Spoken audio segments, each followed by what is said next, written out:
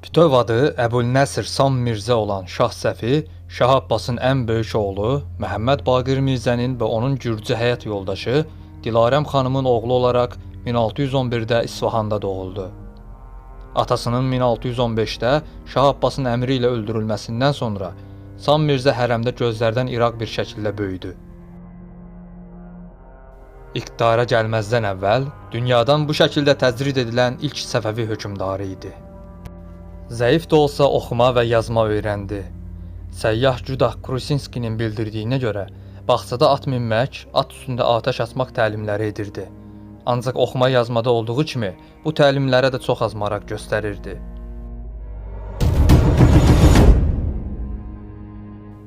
Şah Böyük Abbas səltənəti sırasında Səfəvi dövlətini xarici təhlükələrdən qoruyub, nizam-intizam və disiplinli ordu yaradıb, bacarıqsız xələflərinin bir əsr boyunca rahatlıqla iqtidara davam edə bilməsinə şərait yaratsa da, bəzi tədbirləri ölkənin gələcəyini təhlükə altına aldı.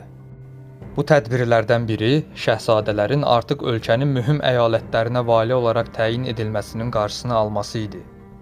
Bu tədbir şahın mütləq iqtidarını təmin etsə də, Səfəvilərin çöküşünün əsas səbəblərindən biri olaraq qəbul edilir. Şah Abbas atası və qardaşını zərərsizləşdirərək iqtidara gəldi. Hər nə qədər bu əvvəlcə qızılbaş liderlər tərəfindən edilmiş olsa da və Şah Abbas buna qarışmasa da, iqtidarı tamamilə əlinə aldığında atasını hələ də rəqib olaraq görmüş və onu nəzarətdə saxlamışdı. Hakimiyyətinin ilk illərində Şah Abbasın şəhzadələri və oğulları qızılbaş əmirlərin nəzarəti altında dövlətin mühüm şəhərlərinə vali təyin edilərək dövlət ənənəsi davam etdirilirdi. Şah Abbas uşaqları doğulduğunda xalqa açıq şənliklər keçirdərdi. Görünüşə görə Şah Abbas, ikinci oğlu Həsənin qızılbaş lələsi 1589-da üsyan çıxardana qədər uşaqlarına çox bağlı idi. Bu üsyan bastırılsa da, Şah Abbasda atasına qarşı edilən çevrilişin xatirəsi canlandı. 3-cü və 4-cü oğulları Məhəmməd Mirzə və İsmail Mirzə gənc yaşlarında öldülər. 1615-də Şahın digər oğlu Məhəmməd Baqir Mirzə üsyan edən əmirlərlə birlik olduğu üçün edam edildi. 6 il sonra Şah Abbasın xəstəliyi sırasında qızılbaş əmirlərlə birlik olaraq hakimiyyətə çıxmağa çalışan Məhəmməd Xudabəndə Mirzə kor edilərək cəzalandırıldı. Şah Abbasın ölümündən 2 il əvvəl digər oğlu İmamqulu Mirzə də eyni taleyini yaşadı. Nəhayətdə şahın şahlığa namizəd ola biləcək bir oğlu qalmamışdı və şəhzadələrin uşaqları da hərəmdə rifah və zərafətlə böyümüş şəxslər idilər. Şah Abbas 1628 yazında Qəzvində ikən xəstələndi. Sarayın nüfuzlu şəxsləri Məhəmməd Şafi və Məhəmməd Təqinin yanı sıra Murad Məzəndərani ilə etdiyi görüşmələrdə taxtına vəliəhd olaraq Sam Mirzəni seçdi.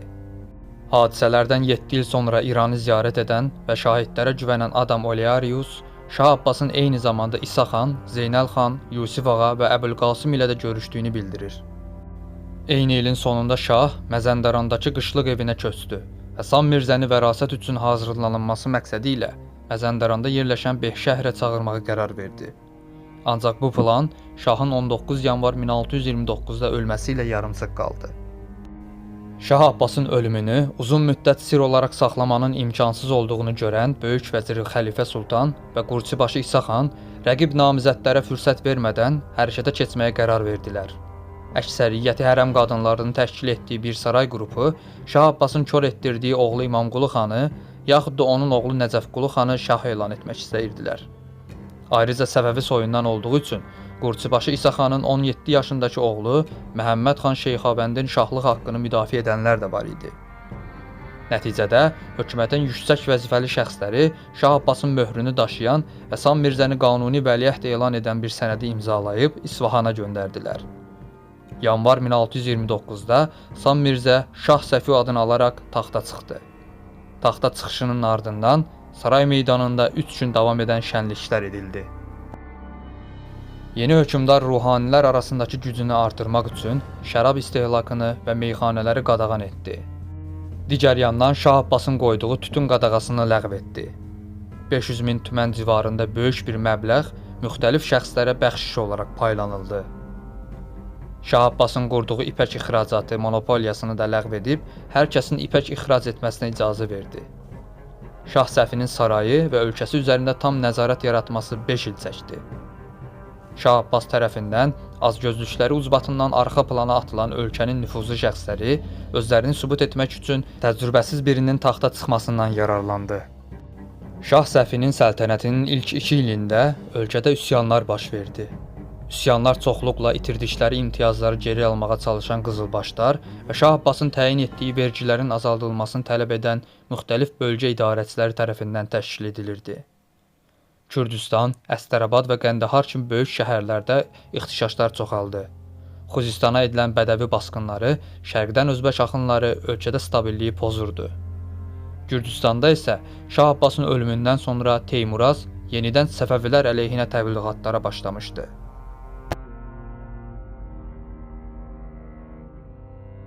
Adil Şah Gilani üsyanı Şah Səfinin səltənətinin başlanğıcında Gilan əyalətində meydana gələn və Adil Şah üsyanı olaraq bilinən Səfəvi dövrü üsyanlarından biridir. Üsyan qısa müddətdə Lahican və Məzəndəranda yayıldı. Üsyanın liderləri Şah Abbas dövründə Səfəvilərə bağlanan, atalarının torpaqlarını tələb edən yerli Gilan və Məzəndəran xanədanlarından həyatda qalanlar idi. Üsyan böyüdükcə Adil Şah ilk öncə Lahicanı talan etdi və çox keçmədən ətrafında 30 minə yaxın üsyançı toplandı.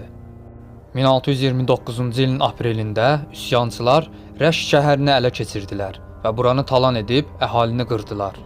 Gilandan vergi olaraq toplanılıb Rəştdə saxlanılan o vaxtın pulu ilə 300 min tümən dəyərində ipəyin hamısını ələ keçirdilər. Bu zaman üsyanı yatırtmaq üçün köməyə çağırılan Astara valisi Sarıxan Talış birlikləri ilə Rəştə doğru yola çıxdı. Adil Şahın yaxın adamlarından bəziləri hökumət ordusunun yolda olduğunu eşitdikdə şəhərdən qaçıb dağlara gizləndilər və ətraflarındakı birlikləri də dağıldı. Adil Şah da Lahicana doğru çəkilməyə başladı. Lakin Lahicana çəkildikcə ətrafı hökumət qüvvələri tərəfindən mühasirəyə alınmağa başlandı. Nəhayət Sarıxan Talış rəhbərliyindəki hökumət orduları ilə Kesvaxan adlı yerdə baş verən döyüşdə Adil Şah və üsyançıları məğlub oldular. Adil və ordusundan qalanlar meşələrə doğru qaçdılar. Lakin Sarıxan Talış onları izləyərək Adil Şahı və yaxın adamlarını ələ keçirib İsfahana Şah Səfinin hüzuruna göndərdi. Alman səyyah adam Olearius'un dediyinə görə Şah Səfi Adil Şaha Gilanın torpaqları yumuşaqdır, amma buranın zəmini sərtdir. Burada gəzmək üçün ayağınızda nəsə olmalıdır deyərək onun əllərinə və ayaqlarına nal vurulmasını əmr etdi. Daha sonra meydana gətirilib oxlarla öldürüldü. Üsyan yatırıldıqdan sonra Şah Səfinin əmri ilə Məzəndarandan Qoşqara qədər olan bölgənin əhalisi silahsızlandırıldı. Əhalinin əllərindən qılıncları, oxları, yayları və nizələri toplanıldı. Geriyə sadəcə əkin-biçində istifadə ediləcək oraqlar saxlanıldı.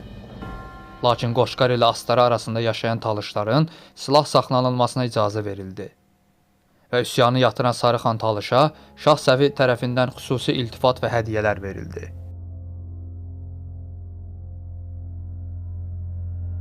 Eyni il özbəklər Xorasana hücuma başladılar. Hivə xanı İsfəndiyar xan 1623-də Şah Abbasın ciddi dəstəyi ilə hakimiyyətə gəlmişdi və Şah Abbas sağ olduğu müddətdə Xorasana hücum etmədi. Lakin Şah Abbasın ölümündən sonra həm Hivə xanı İsfəndiyar xan, həm də qardaşı Əbülqazi Xorasana hücuma keçdi. Əbülqazi topladığı müttəfiqləri ilə birlikdə Məşədin şimalında yerləşən Abivard qalasına doğru yürüşə keçdi. Qardaşı İsfəndiyar xan isə Mərv qalasına yeriyib, qalanın valisi Aşur xana qaladan çıxıb döyüşməsi üçün məktub göndərdi. Aşur xan Qızılbaş ordusu ilə qaladan çıxıb özbəkləri məğlub etdi. İsfəndiyar xan isə qaçdı. Qardaşı Əbülqazi isə Abivard qalasını mühasirəyə almışdı. Lakin Abivard valisi Gürcü Cəmşid Sultan qalanı möhkəmləndirmiş və ordusunu hazır vəziyyətdə saxlamışdı. Nişapur və Səbzəvar valisi Əhməd Sultanın da Abivarda dəstəyə gəlməsi ilə Əbülqazi təşvişə düşüb indiki Nisa şəhərinə doğru çəkildi. Lakin Qızılbaş ordusu sürətlə hərəkət edərək Əbülqazinin ordusuna çatdı. Şiddətli döyüş baş verdi və Əbülqazi müqavimət göstərə bilməyib qaçdı. Şah Səfi bu döyüşün bütün komandirlərinə qələbəyə görə mükafatlar verdi. Həmin il özbəklər Səfəvilərin əlindəki Maruçaq qalasına hücuma keçdilər. 12 gün davam edən döyüşdən bir nəticə ala bilməyən özbəklər qalanın mühasirəsini davam etdirməyə qərarı aldılar. Bu zaman Səfəvilərin Xorasan ordusunun lideri Zaman bəyin Maruçaqa doğru yeridiyini eşidən özbək sərkərdə Uraz bəy Zaman bəyin qarşısını alması üçün 2000 nəfər göndərdi. Lakin bunlar darmadağın edilib, bir çoxu da əsir alındı. Uraz bəy geri çəkildi. Geri çəkilərkən bu hücuma görə üzrxahlıq bildirib sülh etmək istədiyini bildirdi. Hivə xanı İsfəndiyar xan da sülh etmək istədiyini bildirib, Xorasana edilən hücumlardan qardaşı Əbülqazini günahkar elan edərək onu Abivard qalasına təhvil verdi. Buradan da o Şah Səfinin hüzuruna göndərildi və İsfahanda 10 il həbs həyatı sürdü. Sülh fürsəti Şah Səfiyə Şərq cəbhəsindəki ordusunun bir hissəsini Osmanlıları torpaqlarından atmaq üçün göndərməyə şərait yaratdı. Digər yandan Səfəvilərin Osmanlılarla olan müharibəsi də davam edirdi. 1628-ci il sentyabrında Ərzurumda Osmanlıya üsyan edən Avaza Mehmet Paşaya yardım götürməyə gedən Səfəvilərin Axısqa valisi Şəmsi bəy daha ora çatmadan Ərzurum itirilmiş, Şəmsi bəyin birlikləri isə Osmanlıların Qars valisi Səfər Paşa tərəfindən Qars bölgəsində tələyə salınıb məğlub edilmiş, Şəmsi bəy və bərabərindəkilər isə əsir düşmüşdülər. Axısqanı qoruyacaq birlik qalmadığından Osmanlılar irəli hərəkatını davam etdirib Axısqanı da ələ keçirmişdilər. Şərq cəbhəsində vəziyyəti lehlərinə çevirdikdən sonra Osmanlılar Şah Abbasın da ölümündən istifadə edərək diqqətlərini yenidən Bağdada çevirdilər. Sədr-Əzəm Xosrov Paşa komandanlığı altındakı Osmanlı ordusu isə 1629-cu ilin dekabrında İraqa çatdı. Qışın əlverişsiz şərtlərinin bitməsinin ardından 28 yanvar 1630-da yenidən hərəkətə keçən Osmanlı ordusu şiddətli yağışlardan ötürü Bağdada gedən yolların tamamilə palçıqlı olmasından və ordu ağırlıqlarının nəql edilməsinin imkansız hala gəlməsindən ötürü İrana doğru yeriməyə qərar verdi. Həmçinin Şəhrizor bölgəsində toplanan Səfəvilərə bağlı Kürd qəbilələri ordunun arxa tədarük xəttlərini təhdid edirdi. Osmanlı ordusu Şəhrizora ilərləyərkən bölgədəki Kürd bəyləri Xosrov Paşaya itaət ərz etdilər və 39 Kürd birliyi Osmanlıya qatıldı. Şəhrizoru ələ keçirib irəli hərəkatını davam etdirən Osmanlı ordusu Mehriban qalasını mühasirəyə aldı. Zeynal xan Şamlı başçılığındakı Səfəvi ordusu isə Mehriban qalasını mühasirədən xilas etmək üçün hərəkətə keçdi. Zeynal xan Şəhrizorda gözləyən Osmanlı ordusunun bir qismini ani basqın etməyə tövsiyələrini rədd edib, əvvəlcə Mehriban qalası önündə gözləyən digər Osmanlı qoşununa hücum etməyə qərar aldı.